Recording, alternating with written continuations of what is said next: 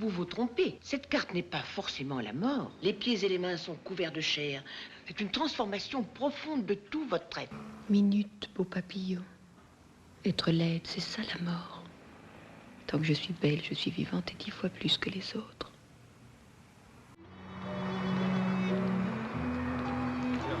Vous arrêtez pas pour regarder l'Europe? C'est la semaine de la robe d'été.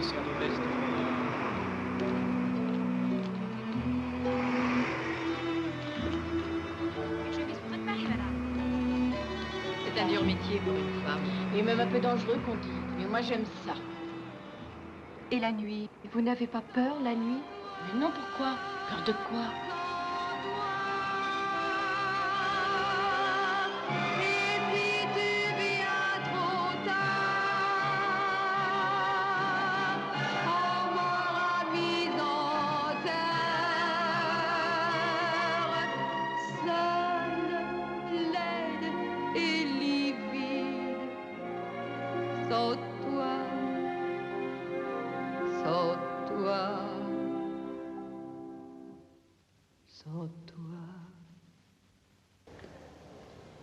Cléo, je vous rappelle que c'est mardi.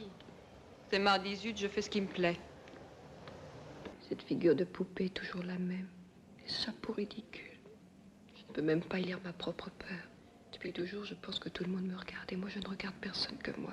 C'est lassant. Ne vous attendrissez pas sur les grenouilles. Ils sont si calmes, si attentifs. Vraiment, ça ne te gêne pas de poser? Mais non, pourquoi? Il me semble qu'on est encore plus nus que nus devant plusieurs personnes. J'aurais peur qu'on me trouve un défaut. Quelle idée, c'est rien de ça. Moi, je suis heureuse de mon corps, pas orgueilleuse. Quand ils me regardent, je sais bien qu'ils cherchent autre chose que moi. Une forme, une idée, je ne sais pas. Alors c'est comme si je m'absentais, comme si je dormais. C'est un signe de mort. C'est horrible. Il ne faut pas croire des choses pareilles. Casser un miroir, c'est comme casser une assiette, c'est rien. La peur me reprend, c'est comme une migraine. C'est la fête à Flore. Ah, presque. Mon nom, c'est Florence. Mais on m'appelle Cléo pour Cléopâtre. Quel programme? Pour moi, la nudité, c'est l'indiscrétion. C'est la nuit. Puis, la maladie. Comment pouvez-vous dire ça? C'est ce que je sens. La nudité, c'est comme l'été. Il faudrait que tout le monde en ait. Qu'est-ce que ça veut dire?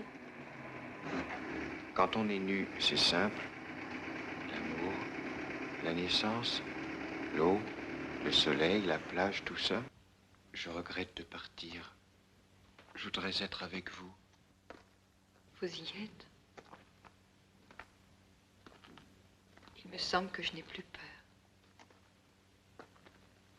Et il me semble que je suis heureuse.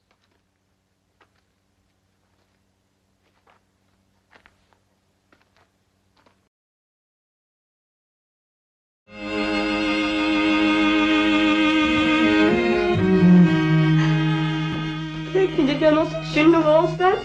J'en suis malade. T'es enceinte? Oui.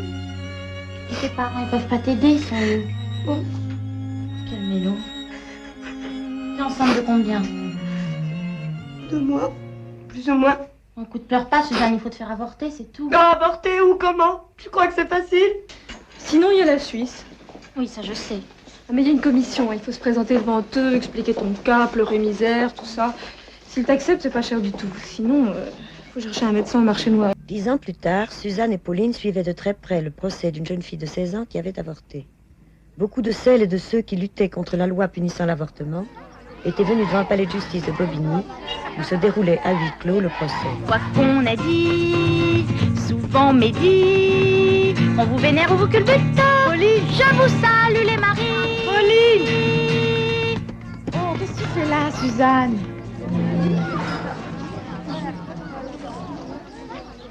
Après l'assistante sociale, ce sont les femmes de l'usine de jouets qui m'ont aidée. Leur amitié discrète, leur fou rire dans le travail. Je me sentais mieux. J'étais acceptée dans la famille des femmes.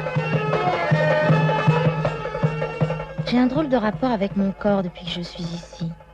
À cause de Dariouche, bien sûr. Et puis loin de tout, on se découvre un peu différente. Parmi ces femmes voilées, je me sens plus nue que nue. Mon corps me devient proche. Je suis moi. Oh là là, je crois que je suis tombée dans le piège. Dans ma maison de poupée avec mon ventre en pastèque et mon mari amant. Il est redevenu ce qu'il voulait sans doute être. Un mari traditionnel. On part en tournée. Je suis enceinte. Ah, que c'est bon d'être une femme. Ah, que c'est beau d'être un ballon. 2 ans plus tard, c'était l'été. Et pour la première fois, Suzanne et Pomme se retrouvaient sans drame, sans naissance, sans panique. Leur amitié allait très bien. C'est sûr, elles étaient différentes. L'une chantait, l'autre pas. Mais elles étaient aussi pareilles. Elles avaient lutté pour conquérir le bonheur d'être femmes.